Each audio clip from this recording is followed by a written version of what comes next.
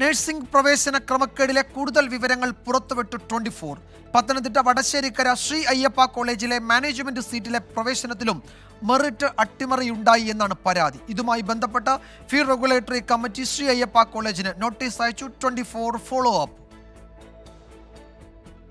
കഴിഞ്ഞ നവംബർ 14-നാണ് 6 വിദ്യാർത്ഥികൾ ഇമെയിൽ വഴി ഫീസ് റെഗുലേറ്ററി കമ്മിറ്റിക്ക് പരാതി അയച്ചത്. മാനേജ്മെന്റ് സീറ്റിൽ അപേക്ഷിച്ചവരോട് തലവരിപ്പണം ചോദിച്ചു. പ്രസിദ്ധീകരിച്ച റാങ്ക് ലിസ്റ്റിൽ 10 അപേക്ഷകരുടെ വിവരങ്ങൾ വ്യാജമാണെന്ന് സംശയിക്കുന്നതായും പരാതിയിലുണ്ട്.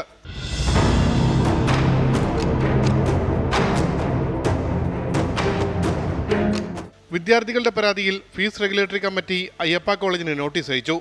നവംബർ 20-ന് അയച്ച നോട്ടീസിൽ 3 ദിവസത്തിനകം മറുപടി നൽകണമെന്നായിരുന്നു നിർദ്ദേശം.